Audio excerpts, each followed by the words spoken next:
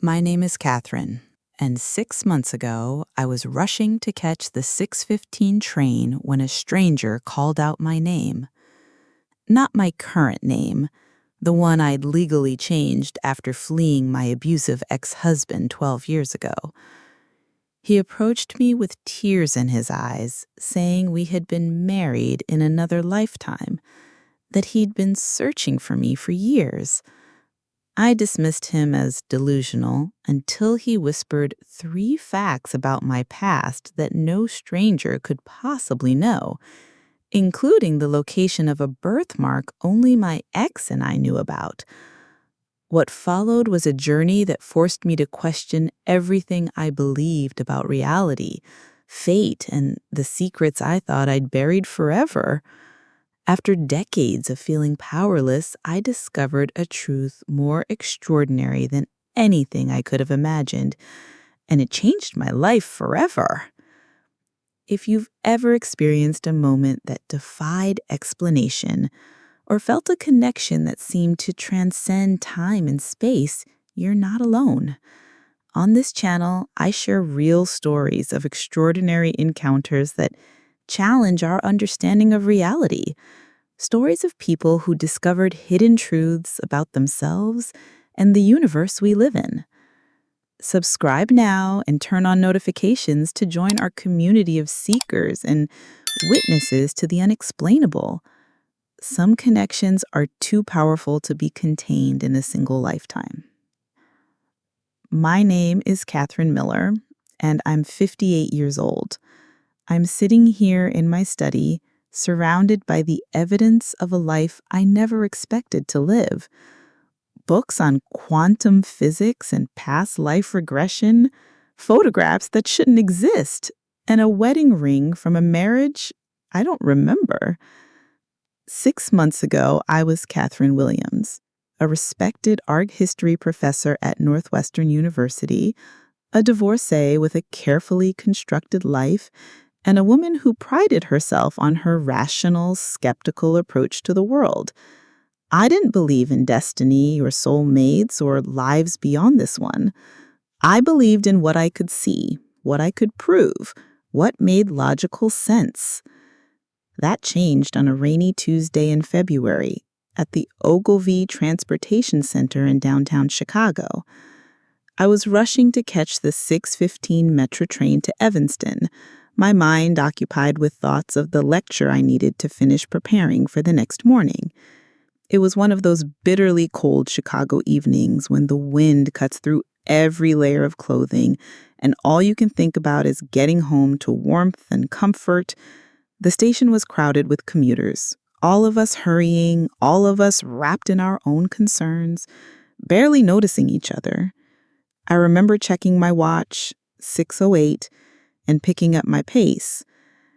That's when I heard it. Rebecca. I didn't react at first. Why would I? My name was Catherine, had been for 12 years. Rebecca Henderson. I froze mid-step, my blood turning colder than the February air. Rebecca Henderson was my birth name, the one I legally changed after fleeing my abusive ex-husband, Daniel, in 2013. I'd spent thousands of dollars and countless sleepless nights ensuring that Rebecca Henderson disappeared completely. Even my closest colleagues at Northwestern knew nothing about that part of my life. The few friends who knew the truth had been sworn to absolute secrecy. Slowly, I turned toward the voice. A man stood about 15 feet away, tall with salt and pepper hair and eyes that seemed both foreign and hauntingly familiar. He was well dressed in a charcoal overcoat, perhaps in his early 60s, with a distinguished bearing that suggested success and confidence. Not Daniel, thank God, but someone I'd never seen before in my life. Yet, the look on his face, it was the expression of someone who had found a long-lost loved one. His eyes were wide, glistening with what looked like tears, and he was staring at me with such intensity that I instinctively took a step back. He started walking toward me. I glanced around, suddenly aware of how many exits separated me from the crowded platform. My heart pounded against my ribs. How did he know that name? Was he connected to Daniel somehow? Had my careful construction of Catherine Williams finally failed? "Rebecca," he said again, his voice softer now that he was closer. "It's really you, after all this time." "I'm sorry," I said firmly, gripping my bag tighter, ready to run or fight if necessary. "You've mistaken me for someone else." He shook his head, a sad smile crossing his face. "No mistake. I'd know you anywhere, Rebecca, even with the different hair color, the glasses. It's your eyes. They're exactly the same." "My name is Catherine," I insisted, trying to keep my voice steady. "Catherine Williams. I don't know any Rebecca Henderson." He studied me for a long moment, then nodded slowly. "You go by Catherine now. I understand. And you don't remember me, which is also understandable. My name is James Ellison." "Mr. Ellison," I said, taking another step back, "I'm going to miss my train. Please excuse me." "Wait," he said, not moving to follow me, but speaking with such urgency that I hesitated. "I know this sounds impossible, but we've met before. Not in this lifetime, but another. We were married, Rebecca, married for 22 years in another life." A hysterical laugh bubbled up from my chest. Of all the scenarios I'd feared when he'd called out my old name, this wasn't one I'd anticipated. The man wasn't dangerous, he was delusional. "I really need to go," I said, turning away. "You have a birthmark," he called after me, "on your right shoulder blade. It's shaped like a crescent moon." I stopped dead in my tracks. The birthmark was real, and it was indeed shaped like a crescent moon. But it was in a place no one could see when I was fully dressed, as I certainly was in February in Chicago. Only someone who had seen me undressed would know about it. My ex-husband Daniel knew it, of course, and a few doctors, and whoever this man was. Slowly, I turned back to face him. "Who are you really?" I demanded, my voice lower now, anger replacing fear. He looked genuinely confused. "Daniel? I don't know any Daniel." He took a cautious step closer. "Rebecca? Catherine?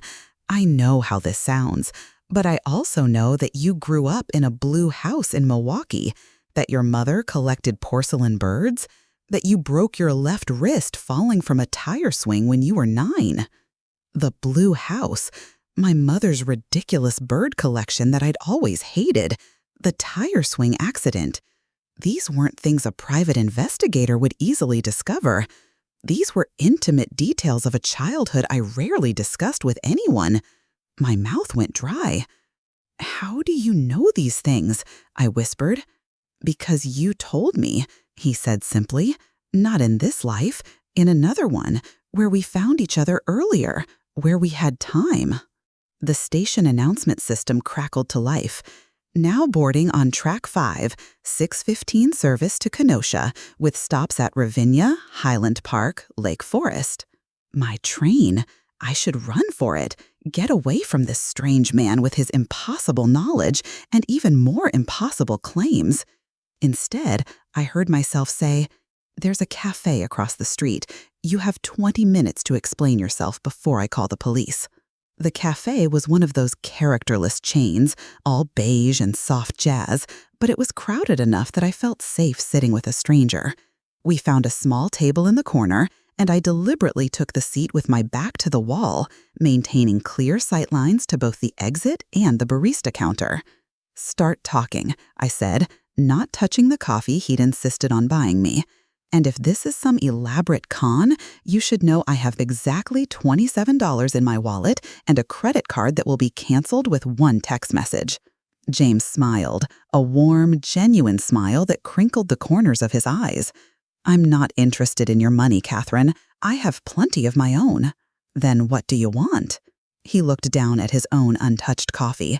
A chance to explain. A chance for you to remember. Remember what exactly? A past life where we were supposedly married? Do you realize how insane that sounds? I do, he said quietly. Believe me, I know exactly how it sounds. For years, I questioned my own sanity. Imagine remembering an entire life with someone. Anniversaries, arguments, inside jokes, quiet moments, only to discover that none of it happened. At least, not in this reality. Despite myself, I was intrigued by his sincerity. Either this man was an exceptional actor, or he genuinely believed what he was saying. So you're claiming you have memories of, what, a previous incarnation, where you and I were married? He nodded. We met in 1978 at Columbia University. You were studying art history there too, just like in this life. I was in the architecture program. We got married in 1982 in a small ceremony in the Catskills. Your mother's bird collection was our running joke. I kept buying you bird-themed anniversary gifts. I stared at him, unsettled by the specific details. I had indeed started as an art history major at Columbia in 1978, though I'd transferred to UCLA after my sophomore year, a decision that ultimately led to meeting Daniel. This is very elaborate, I managed. We lived in Boston, he continued. I worked for an architectural firm specializing in historical preservation. You taught at Wellesley. We never had children, a choice we made together. We traveled every summer. Italy, France, Greece. You were particularly fond of Santorini. A chill ran through me. I'd never been to Santorini, but I'd kept a photo of its blue-domed churches above my desk for years, dreaming of visiting someday. In 2004, you were diagnosed with early-onset Alzheimer's, he said, his voice catching slightly. We fought it together for as long as we could. You made me promise not to let you forget our life together. So every day, I would show you our photos, tell you our stories. Sometimes you remembered, sometimes you didn't. You died in 2007, in our home, holding my hand. The raw emotion in his voice was unmistakable. Grief, real grief, shadowed his features as he spoke. And then what? I asked, struggling to maintain my skepticism. You reincarnated, with your memories intact? He shook his head. Not exactly. I lived another 20 years without you. I never remarried. I died in 2028, at the age of 75. 2028? That's in the future, yes. This is where it gets even more complicated. I almost laughed. More complicated than past lives and premonitions of your own death? Time isn't linear, Catherine, at least not the way we experience it. Every possible version of our lives exists simultaneously. Sometimes, when the connection between souls is strong enough, memories bleed through from one timeline to another. So now we're talking parallel universes, not reincarnation. Perhaps both. The terminology isn't important. What matters is that I remember a life with you, a full, beautiful life, and something in me recognized you the moment I saw you in the station 3 months ago. That caught me off guard. 3 months ago? You've seen me before today? He nodded.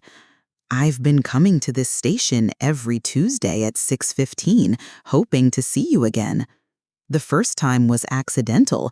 I had a meeting downtown. I saw you rushing for your train, and it was like being struck by lightning. I knew you immediately, but I was too shocked to approach you. By the time I recovered, you were gone. So you've been, what, stalking me? Waiting, he corrected gently. There's a difference. I never followed you. I never tried to find out where you live or work. I just returned to the place where I'd seen you, hoping for another chance. I should have been terrified by this admission. Instead, I found myself strangely moved by his persistence, by the depth of his belief in this connection he felt. Even if I believed any of this, which I don't, I added quickly, why would you remember this other life while I don't? Some souls carry memories more easily than others, and your life in this timeline has been different. Traumatic in ways it wasn't in the life I remember. I stiffened. What do you know about my life? Only what you've revealed through your reaction to the name Rebecca Henderson. Something happened to you. Something that made you change your name. Something that still frightens you.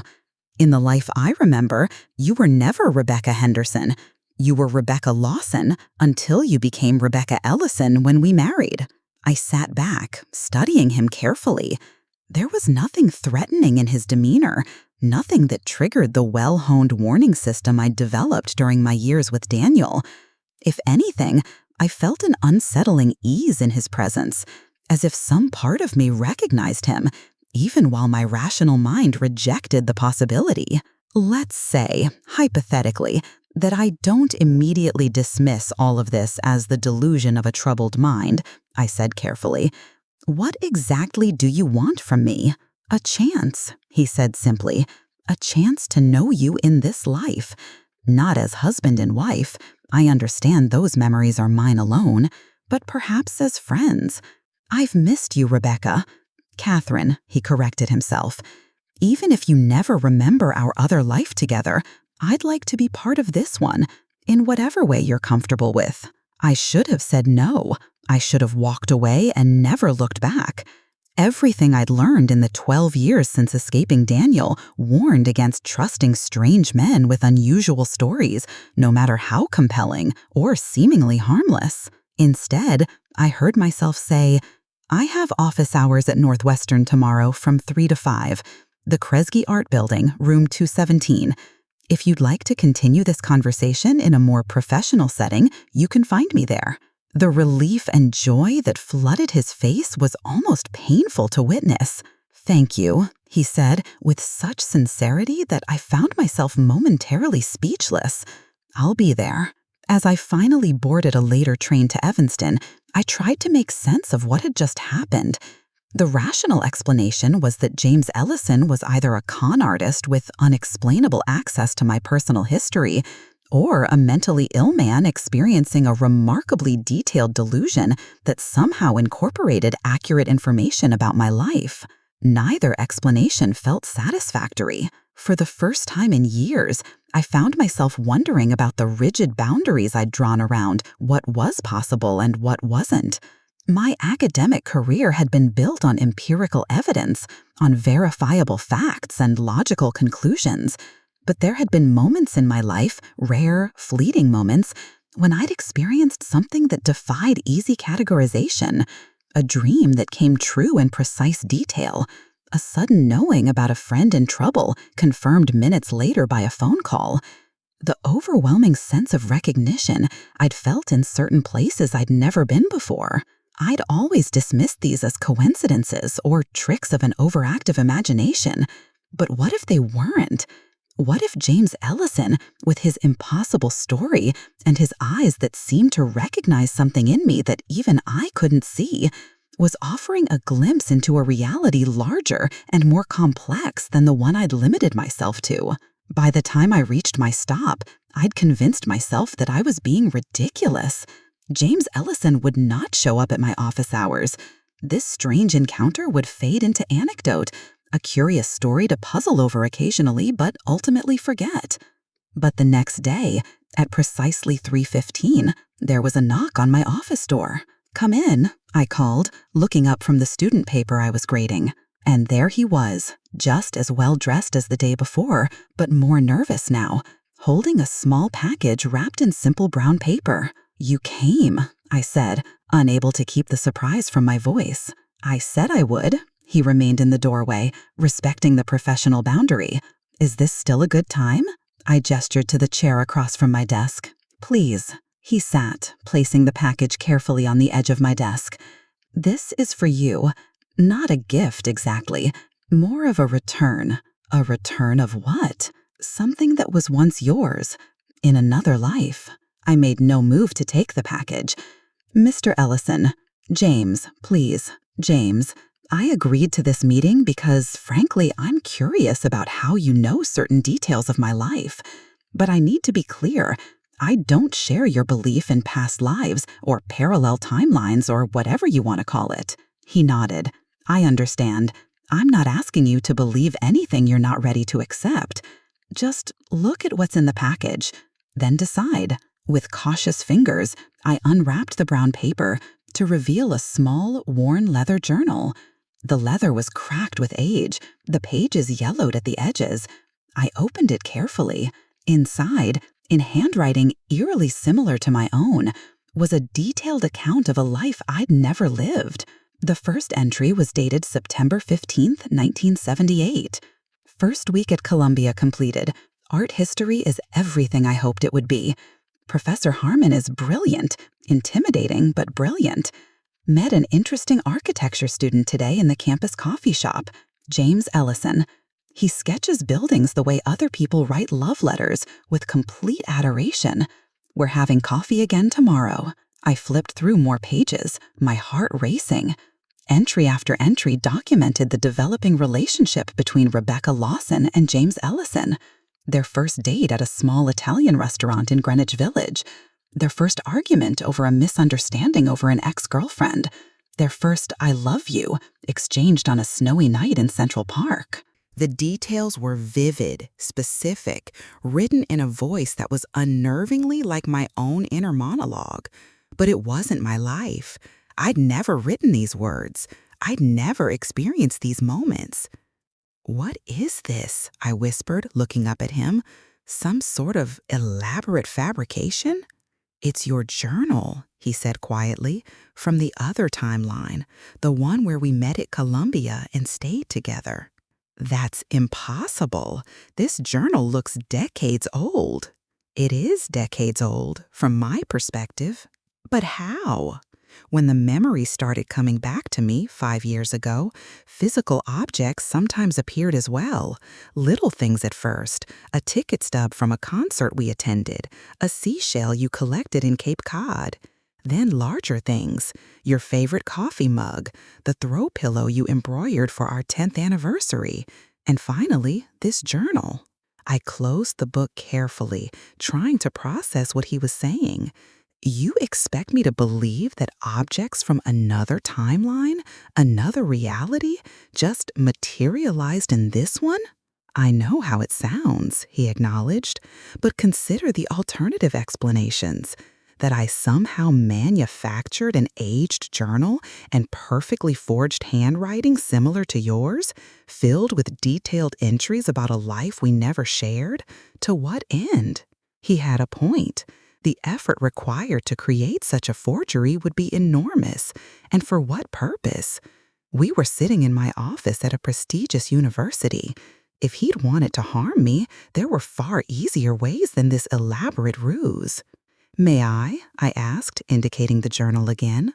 He nodded. I opened it to a random page in the middle. April 12, 1986. James surprised me with tickets to the Monet exhibition at the MFA. He remembered how much I loved the water lilies we saw in Paris last summer. Sometimes I wonder how I got so lucky to find someone who pays such close attention to what brings me joy. After the museum, we walked along the Charles River, planning our next trip to France. James wants to see the actual gardens at Giverny that inspired the paintings. I'm already imagining the light there, the colors, the reflections on the water. Monet had always been my favorite artist. The Water Lily series, in particular, had been the subject of my doctoral dissertation. I'd never been to Giverny, but I dreamed of visiting, of seeing those gardens in person. How could James know these things about me? I flipped to another entry. November 18th, 1992. Had the dream again last night. The one with the blue-domed churches on the cliffside, the white buildings glowing in Mediterranean sun. Always the same place, though I've never been there. James thinks we should go to Greece next summer, try to find the place from my dreams. He's already sketching what he thinks it might look like based on my descriptions. He's convinced it's Santorini. My hands trembled as I closed the journal again. The photo of Santorini that had hung above my desk for years. The place I dreamed of visiting without knowing why I felt so drawn to it. I struggled to find the right word. "Unsettling," James suggested. "To say the least."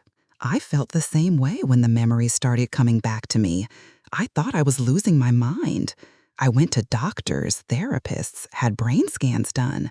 Everything came back normal. Eventually, I had to accept that what I was experiencing was real, however impossible it seemed. I studied him carefully. Let's say, for the sake of argument, that all of this is true, that we had another life together, that you somehow retain memories of it. Why are you here now? What do you want from me? At first, I just wanted to see you again, to confirm that you were real in this timeline too. But now, he hesitated, I think there might be a reason our paths have crossed again. The universe rarely makes mistakes of this magnitude. What reason? I don't know yet.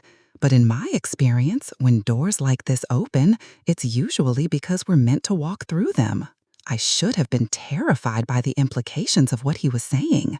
Instead, I felt an odd sense of calm, as if some deep part of me had been waiting for this moment without my conscious awareness. I need time, I said finally, time to process all of this. Of course, he nodded. Take all the time you need. The journal is yours to keep, regardless of what you decide. Decide about what? About whether you want to explore this connection further. He reached into his pocket and withdrew a business card, placing it on the desk beside the journal. My number. Call me if and when you're ready to talk again. The card was simple, elegant. James Ellison, Architectural Preservation Consultant, a Chicago phone number. You live here, in Chicago? For the past 3 years. Before that, Boston. Just like in the other timeline. He smiled. Some patterns persist across realities, it seems. After he left, I sat for a long time staring at the journal. Part of me wanted to lock it away, to pretend this strange encounter had never happened. But a stronger part, a part I barely recognized, wanted to read every word, to glimpse the life this other Rebecca had lived with this man who looked at me with such profound recognition. That night, I took the journal home.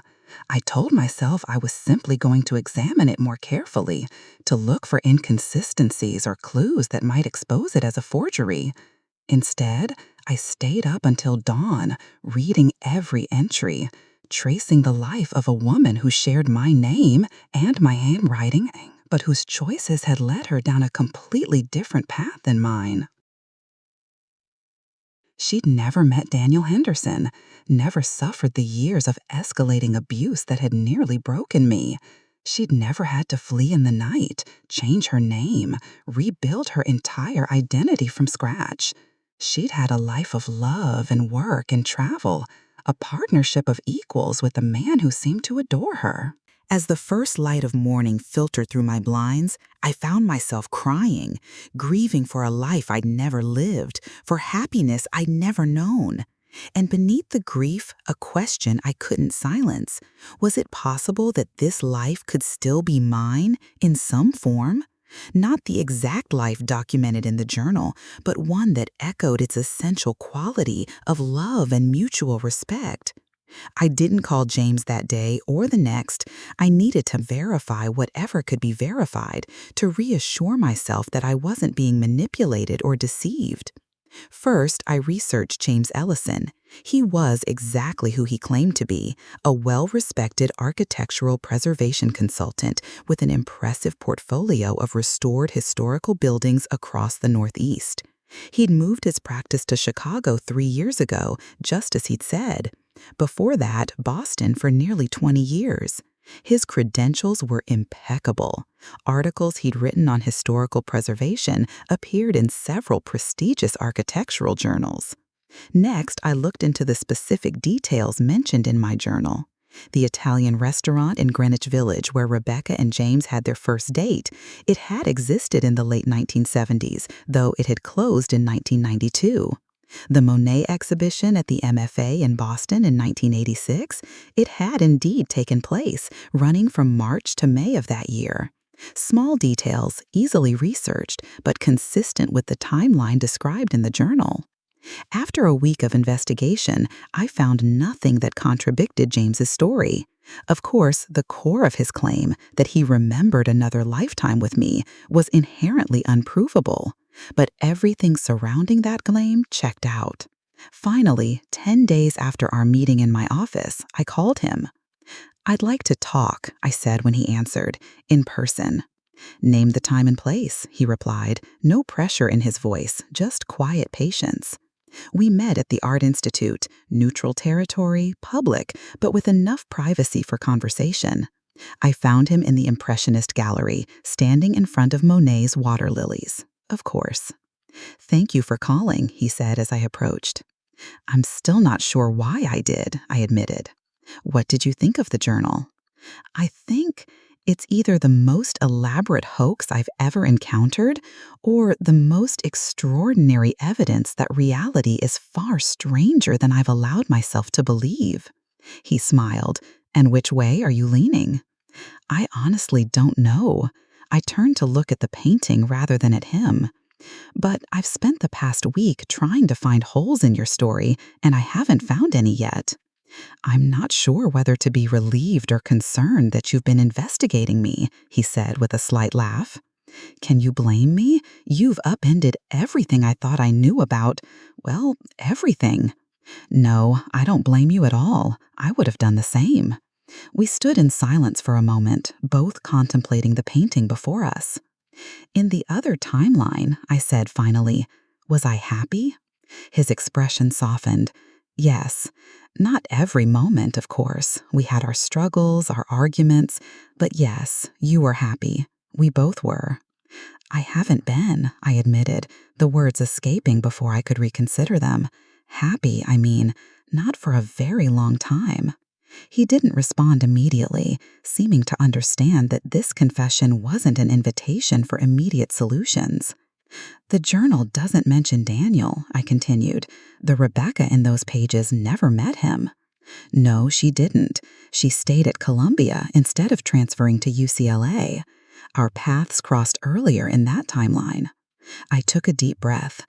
"I need to tell you about Daniel, about why I changed my name. If we're going to explore whatever this is between us, you need to understand where I've been." "I'm listening," he said, his full attention on me now. For the next hour, as we wandered through the galleries, I told him the story I rarely shared with anyone. How I'd met Daniel Henderson during my junior year at UCLA, how charming and attentive he'd been at first. How the control had started subtly, suggestions about my clothes, my friends, my career aspirations. How it had escalated after our marriage, isolation from family, financial control, then the physical violence that he always apologized for, promised would never happen again. I told him about the night I finally left, with nothing but a backpack of essentials and cash I've been secretly saving for months. About the years of looking over my shoulder, the legal name change, the careful construction of a new identity. About the persistent fear that Daniel would someday find me despite the restraining order, despite the passage of time. James listened without interruption, his face showing compassion without pity. When I finished, he said simply, "Thank you for trusting me with this." "I'm not sure why I do," I admitted. "Everything about this situation should set off alarm bells, but something in me—" I trailed off, unable to articulate the strange sense of recognition I felt in his presence. "Knows me," he finished quietly, "just as something in me recognized you instantly." "That doesn't make logical sense." "The heart has its own logic." He smiled slightly. "An architectural principle. Sometimes the strength of a structure isn't visible in its outward appearance. The same might be true of the connections between people." We had circled back to the Impressionist Gallery, standing once again before the water lilies. "I have a proposal," James said. "No pressure, no expectations, just an opportunity." "What kind of opportunity?" "I'm traveling to Giverny next month, a professional consultation on the restoration of Monet's gardens. Come with me. See the place you wrote about in the journal, the place you've studied but never visited. If nothing else, it will be a trip worth taking for its own sake." The invitation was both thrilling and terrifying. A trip to France with a man I barely knew, whose connection to me was based on the most unlikely story imaginable. "I barely know you," I said, voicing my concern. "I understand that. From your perspective, we've met exactly twice. I'm not suggesting we share accommodations or that this is anything other than two people with a shared interest in art history exploring a significant cultural site." I studied him, this man who claimed to have loved another version of me in another lifetime. There was nothing predatory in his manner, nothing that triggered the well-honed warning system I'd developed during my years with Daniel. If anything, I felt an unsettling ease in his presence, as if some part of me did indeed recognize him. "Let me think about it," I said finally. He nodded, no pressure in his expression. "Of course." As we parted ways outside the museum, he took my hand briefly, the first physical contact between us. "Whatever you decide, Catherine, I want you to know something. In the timeline I remember, you saved me. Before I met you, I was drifting, focused on career success without any real purpose. You showed me what it meant to live with passion, with appreciation for beauty and meaning." His words stayed with me as I rode the train back to Evanston that evening.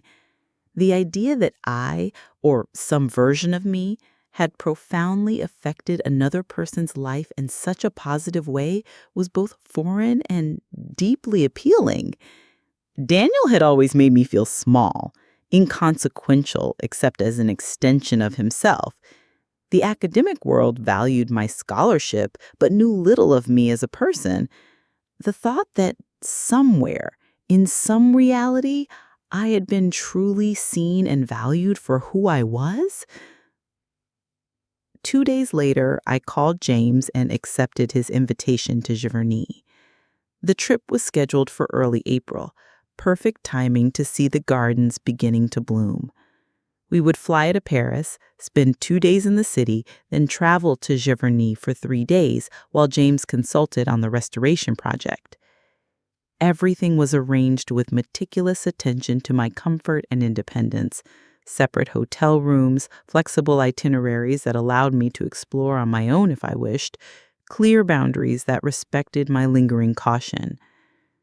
As the departure date approached, I found myself increasingly drawn to the journal, reading and rereading the entries about the life James and Rebecca had shared.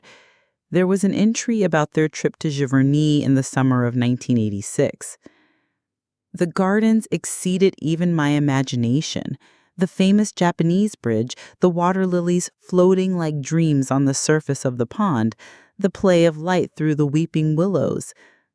James sat sketching for hours while I wandered, trying to see what Monet saw, to understand how he translated this tangible paradise into those shimmering canvases that seemed to exist between reality and dream. Later, as the sun was setting, James found me sitting by the pond. Without a word, he handed me his sketchbook. Instead of the architectural drawings I expected, he had sketched me, standing among the flowers, my face turned toward the light. "This is what I see when I look at this garden," he said. "You, belonging perfectly in all this beauty." The depth of love evident in that simple anecdote brought tears to my eyes.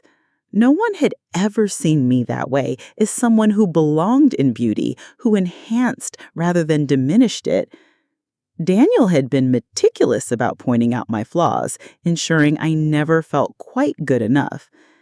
Even in my academic career, the focus was always on what could be improved, rarely on what was already excellent. The night before our departure, I'd dreamt of Giverny, not as I'd seen it in photographs and paintings, but as if I'd been there before. I could feel the specific quality of light, smell the mingled fragrances of water and flowers, hear the soft rustle of leaves in a gentle breeze. I woke with a sense of anticipation so intense it was almost painful. James met me at O'Hare, his manner friendly but carefully respectful. Throughout the flight to Paris, we talked easily about art, architecture, our shared interest in historical preservation. He never pressed the issue of our supposed shared past, never made me feel that my acceptance of this trip constituted acceptance of his extraordinary claim. Paris was everything I'd studied and taught about, but never experienced firsthand. James knew the city intimately and showed me both the famous landmarks and the hidden corners only locals frequented. At the Musée de l'Orangerie, standing before Monet's massive water lily panoramas, I felt a strange doubling of experience, seeing them for the first time with my own eyes, while simultaneously feeling as if I'd stood in this exact spot before. "You're trembling," James said quietly, noticing my reaction. "I've taught about these paintings for 20 years, shown slides of them to hundreds of students. But being here, seeing them as Monet intended them to be seen, I struggled to articulate the emotion overwhelming me. It's like finding a piece of myself I didn't know was missing." He nodded, understanding without need for further explanation. The drive to Giverny the next day took us through the Norman countryside, rolling hills and small villages that seemed to exist outside of time. As we approached Monet's former home and gardens, my anticipation built to an almost unbearable intensity. The journal entries about this place had been so vivid, so specific. Would the real Giverny match the one described in those pages? Would I feel that uncanny sense of recognition that had been happening with increasing frequency since meeting James? The moment we entered the gardens, I stopped in my tracks. Before me was the famous Japanese bridge, arching over the water lily pond, exactly as Monet had painted it countless times and exactly as described in the journal. The wisteria climbing its lattice sides was just beginning to bloom, delicate purple flowers cascading toward the water. "Are you all right?" James asked me, noticing my stillness. "I know this place," I whispered, the words escaping before I could consider their implication. "I've been here before." "In your studies?" he suggested gently, giving me an escape from the more extraordinary explanation. But I shook my head. "No. It's different. The photographs, the paintings, they don't capture the smell of the water, the specific quality of light, the sound of gravel under your feet." I turned to him, confusion and wonder battling within me. How is this possible? I don't have all the answers. I only know what I've experienced myself. Memories of a life I never lived in this timeline, but that feel as real to me as the memories of yesterday. We walked through the garden slowly, stopping often as I experienced wave after wave of déjà vu. At the far end of the water garden, I found myself drawn to a specific spot beside the pond, half hidden by a weeping willow. "This is where you sketched me," I said without thinking. "In the journal, there's an entry about sitting here, watching the sunset reflect on the water." His eyes widened. "You remember?" "No, not exactly. I read about it, but being here..." I struggled to explain the sensation, like muscle memory for a place I've never been. He didn't press, just stayed beside me as I tried to process what was happening. After a few minutes of silence, he spoke softly. "I need to meet with the restoration team for about an hour. Would you like to join us, or would you prefer some time alone in the gardens? Alone, I think, I said, grateful for his understanding.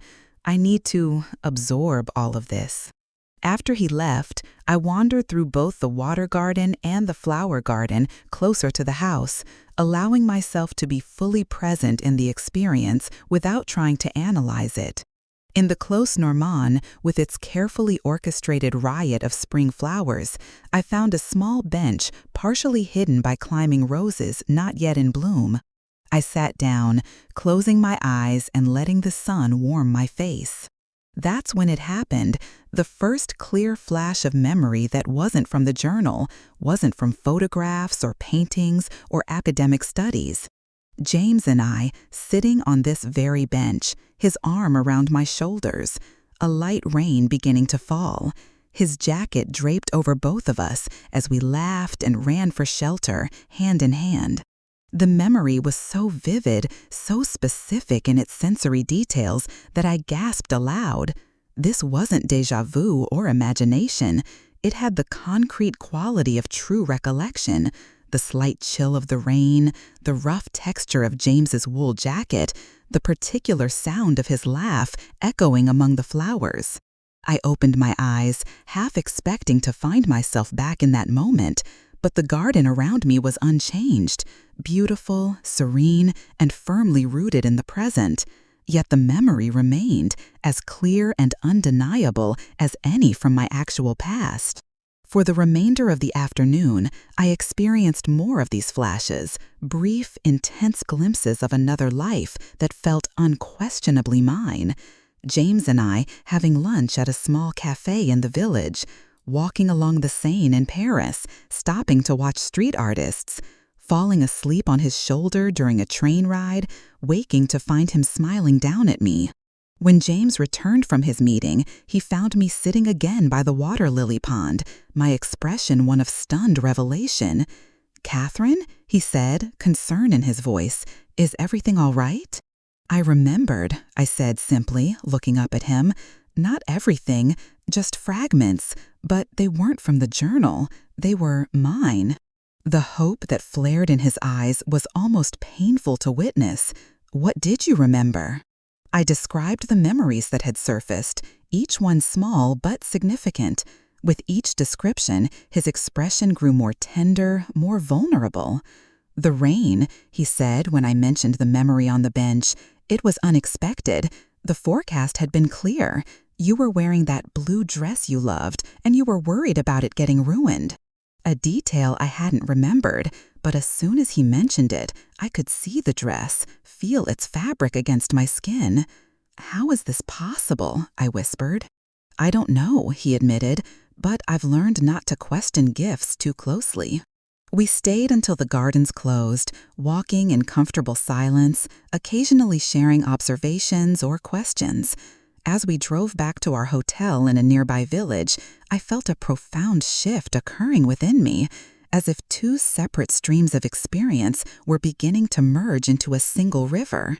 That night, I dreamt of two lives unfolding simultaneously, the one I had actually lived with its trauma and struggle and hard-won independence, and the one revealed in the journal and these new memories, filled with love and partnership and creative fulfillment.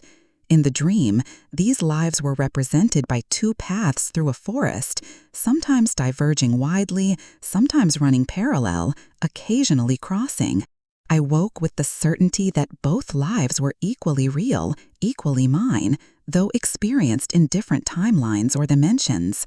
The Catherine who had survived Daniel's abuse and rebuilt her life was real.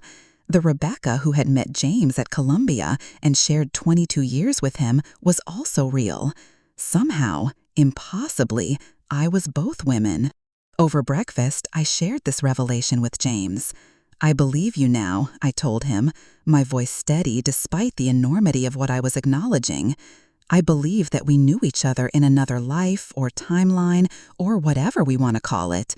I don't understand how or why, but I know it's true." The relief and joy in his expression was tempered with careful restraint. "Thank you for being willing to consider such an impossible possibility. I know it goes against everything your rational mind accepts as real. The evidence of my own experience has become too compelling to ignore, I said, but I still have so many questions. Why are these memories surfacing now? Why did you remember our shared past before I did? And most importantly, what does it mean for us in this life, this timeline? I wish I had definitive answers, James said. All I know is what I've experienced myself. The memories started coming back to me 5 years ago, gradually at first, then in a flood. At first, I thought I was losing my mind, imagining a relationship with a woman who didn't exist. It wasn't until I saw you in the train station that I realized you did exist in this timeline too, just under different circumstances. But why? What's the purpose of all this? I pressed, my academic mind still seeking logical patterns and explanations. James considered this thoughtfully. In my experience, when something this extraordinary happens, it's usually because there's something unfinished, something that needs resolution or completion. Between us, you mean? Perhaps. Or perhaps within ourselves, individually. Maybe there's something each of us needs to learn or experience that only this unusual connection can facilitate. His words resonated with a truth I couldn't articulate but deeply felt. There was purpose in this reconnection, something beyond mere coincidence or psychological peculiarity. We spent the next 2 days exploring more of the region, visiting small museums and historical sites related to Impressionism. Each place triggered more memories, some from the journal, others entirely new and unexpected.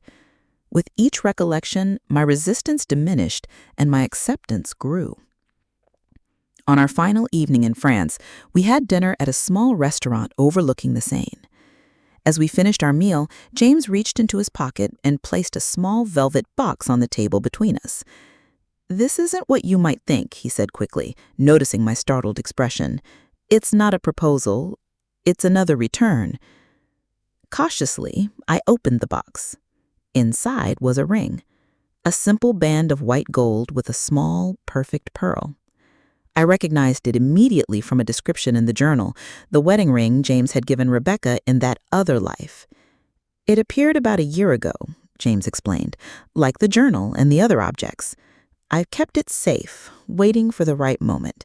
Now that you've begun to remember, I thought you might want to have it.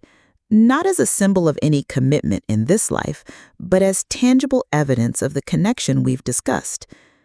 I lifted the ring carefully, turning it in the light. It felt familiar in my fingers, as if I'd worn it for years. Without conscious thought, I slipped it onto the ring finger of my right hand, not the traditional wedding finger, but a place of significance nonetheless. It fit perfectly. "Thank you," I said, overwhelmed by the symbolism of the moment. "For the ring, yes, but more importantly, for your patience, for giving me time and space to come to my own understanding of what's happening between us.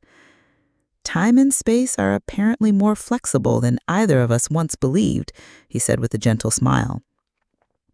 As we flew back to Chicago the next day, I found myself contemplating the extraordinary turn my life had taken in just a few short weeks. From my carefully constructed, rational existence as Professor Catherine Williams to this new reality where past lives and parallel timelines were not theoretical possibilities, but lived experiences.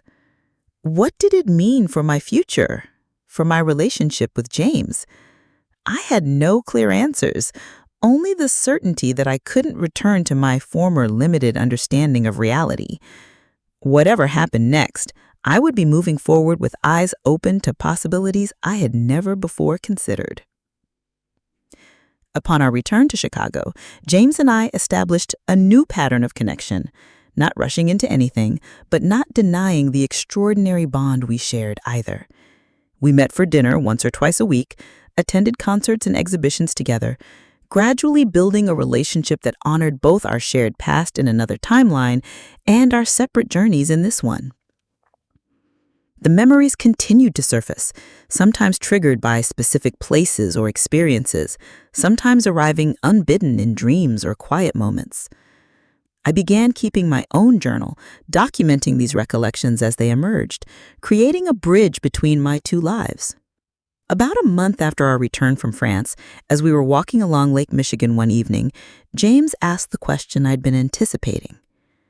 "Where do you see this going, Catherine? Us, I mean." I took my time answering, wanting to be completely honest both with him and myself. "I don't know exactly," I admitted. "What we share is unprecedented, at least in my experience. There's no roadmap for this kind of reconnection." "No," he agreed. "We're making it up as we go along. What I do know is that meeting you has fundamentally changed how I understand reality, how I understand my own life and its possibilities. Before you, I had resigned myself to a kind of half-living, professionally successful but personally guarded, always looking over my shoulder for threats from the past. And now?" I stopped walking and turned to face him directly. "Now, I find myself contemplating a future that includes joy and connection I had convinced myself were not meant for me. Whether that future includes you specifically as a partner, I can't say yet, but the fact that I'm even open to the possibility is revolutionary." He nodded, understanding the significance of what I was saying. "For what it's worth, I feel no urgency to define what we're becoming to each other. The mere fact of finding you again in this lifetime is a miracle enough for me." His patience and lack of pressure only increased my growing trust in him, a stark contrast to Daniel's manipulative demands and artificial timelines. As spring turned to summer, the fragments of memory from my other life began to coalesce into a more coherent narrative. I could now recall entire sequences of that shared past: our wedding in the Catskills, buying our first home in Boston, navigating career changes and family losses together. These memories existed alongside my actual history in this timeline, neither replacing nor diminishing it, but adding a depth and dimensionality to my understanding of myself. One memory in particular surfaced with special clarity during a thunderstorm in late July. In the other life, during a similar summer storm, James and I had been caught in the rain while walking home from a restaurant. We'd taken shelter in a small bookstore, browsing the stacks as we waited for the downpour to subside. I'd discovered a rare monograph on female impressionist painters that I'd been seeking for years. When I mentioned the price was beyond my budget, James had distracted me with a question about another book. Later, on my birthday, the monograph had appeared among my gifts. The tenderness of the gesture, the attentiveness it revealed about James's character, moved me deeply. It matched everything I was coming to know about him in this life: his thoughtfulness, his genuine interest in my passions, his desire to bring joy without expectation of return. That night, I called him. "There's something I need to tell you," I said when he answered. "Something I've realized." "I'm listening," he replied, his voice warm even through the phone connection. "I've been so focused on understanding what happened in that other timeline, on reconciling those memories with my life in this one, that I've been missing something important." "What's that?" "The present, this present, with you. I've been holding back, analyzing, comparing, when what I really want is to fully experience what's happening between us now, in this life." There was a moment of silence. Then his voice slightly roughened with emotion. "Catherine, are you saying?" "I'm saying I'm ready to stop dwelling in memories, either the traumatic ones from my past with Daniel or the beautiful ones from my life with you in another timeline. I'm ready to create new memories here and now." 2 days later, we had our first official date in this timeline, dinner at a small Italian restaurant, reminiscent of the one in Greenwich Village where Rebecca and James had their first date decades ago in another reality. But this wasn't about recreating the past. It was about honoring it while moving forward into a new future. As summer turned to fall, our relationship deepened. James never pressured me for more than I was ready to give, never rushed physical intimacy or made demands on my independence.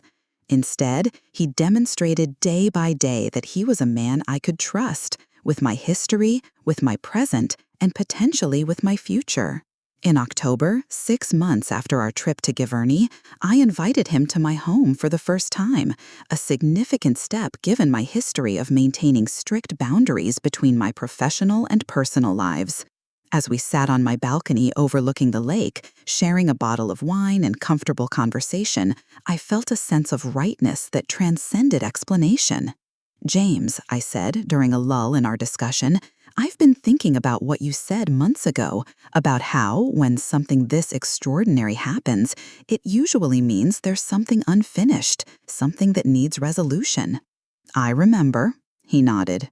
"I think I understand now what needed resolution, at least for me." I took a deep breath, organizing my thoughts. In this timeline, my experience with Daniel left me convinced that love was dangerous, that trusting another person completely would inevitably lead to pain and betrayal. I built walls around myself, walls that kept me safe, but also isolated. James listened attentively, giving me space to continue at my own pace. The memories of our life together in the other timeline, they showed me a different possibility. They proved that I am capable of loving and being loved in a healthy, mutual way. That relationship may have existed in another reality, but the capacity for it exists in me, here and now. That capacity exists in everyone, James said gently, though sometimes it gets buried under layers of protective armor. "What about you?" I asked. "What do you think needed resolution for you?" He considered this thoughtfully. "In the timeline I remember, we had 22 good years together, but they ended with your illness and death. I spent 20 more years alone, never fully healing from that loss. When the memories started returning in this life, I think it was because I needed a second chance, not necessarily to recreate what we had, but to find closure and perhaps new beginnings." "And have you found what you needed?" His eyes met mine, warm and sincere. "I'm finding it every day, in every moment we share, whether or not it leads where the other timeline did. The gift has been in the connection itself, in knowing that what we shared was real, even if it existed in another reality. Something shifted between us in that moment, a deepening of trust, a mutual acknowledgement of the extraordinary journey we'd undertaken together. When James left that evening, I walked him to the door. For the first time, I initiated physical contact, rising on tiptoe to kiss him gently. "Thank you," I said as we parted, "for finding me again." "Always," he replied, the single word resonating with meanings that spanned multiple lifetimes. In the months that followed, our relationship continued to evolve, guided by respect for our separate journeys and wonder at our shared connection. The memories from the other timeline stabilized, neither fading nor overwhelming my present reality, but existing alongside it as a kind of alternative history that informed but did not dictate my choices. Last month, on a crisp autumn morning, James asked me to marry me, not because we had been married in another timeline, but because we had built something new and precious in this one. I said yes, not out of a sense of destiny or obligation to a past I only partially remembered, but because I had fallen in love with this man, in this life, through his patience and kindness and unwavering respect for my journey. The ring he offered wasn't the pearl ring from that other life. That remains on my right hand, a tangible reminder of possibilities and parallel paths. Instead, it was a new ring, designed specifically for this timeline. A sapphire surrounded by small diamonds, representing our current journey together. We're planning a small wedding for next spring, perhaps in the gardens at Giverny, not to recreate the past, but to honor the extraordinary confluence of timelines that brought us together again. I don't know what the future holds. No one does, in any timeline. But I do know that meeting James Ellison in that crowded train station 6 months ago opened a door I never knew existed, a door to understanding myself more completely, to healing wounds I thought would never close, to embracing possibilities I had long ago dismissed as fantasy. My name is Catherine Miller, Formerly Catherine Williams, born as Rebecca Henderson. I am 58 years old, and I have lived at least 2 lives, one in this timeline and one in another. Both are real. Both have shaped who I am. And in both, I have discovered that love, once found, can transcend even the boundaries of time and space. If my story has touched something in you, a sense of déjà vu you couldn't explain, a connection that seemed to transcend ordinary understanding, or simply a hope that there might be more to reality than what we perceive with our limited senses, I invite you to join our community at Other Life Unfolded. Every week, I share stories of extraordinary encounters and unexplainable connections that challenge our conventional understanding of reality. Stories of people who discovered hidden truths about themselves and the universe we inhabit. Subscribe now and turn on notifications so you never miss a new story that might illuminate your own unexplained experiences or give you a fresh perspective on what's possible in this vast, mysterious existence we share.